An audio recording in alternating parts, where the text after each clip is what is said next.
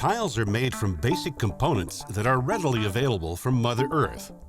Raw materials such as sand, white clays, talc, feldspar, elytic and kaolinitic clays, calcite, and dolomite are quarried and refined. Using heavy construction equipment, the raw materials are brought to the plant where they are stored prior to mixing. They are placed in holding areas, classified by type using a simple numeric reference system. The raw materials are mixed in specific proportions by weight. The specified mixture is achieved by varying the speed of the conveyors that feed a master conveyor. The conveyor dumps the mixture of raw materials into a storage tank. The mixture is then fed into a series of mixing tanks with water and ceramic pellets to form a liquid material called slurry. The slurry is then transferred to large underground storage tanks, then fed into an atomizer. The atomizer is equipped with a nozzle. The nozzle sprays the slurry into the middle of a large tank that is fed with a current of hot air. As the slurry becomes airborne, it rapidly dries to form atomized powder.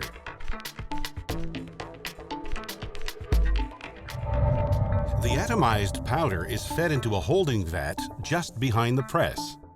The vat releases measured quantities of atomized powder into a tray, which distributes the powder evenly into the mold.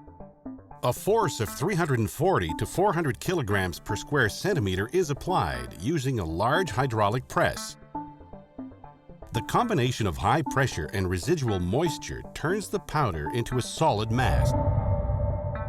After the body is formed, it is dried further to remove most of the remaining moisture.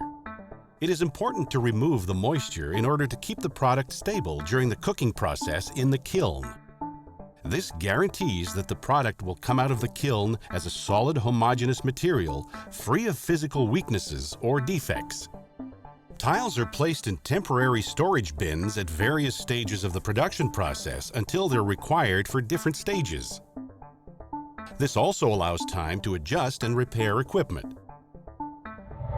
Glazing and screening serve both a practical and artistic purpose. They form an important part of the finished product because they provide aesthetic beauty, water repellency, durability, and hygienic properties to the tile. Roller screens are commonly used to apply design and color, layer by layer, to the bisque of the tile. Greater design variation can be achieved by adding roller screens to the line. Numerous test runs can be made to verify the quality of finish, trueness of design, and color definition before the final formulation is qualified and accepted. Glaze is essentially a glass-like substance and is applied to the surface of the tile by spray, waterfall, screening, or dry glazing methods. After the glaze is applied, the tile is fired in the kiln.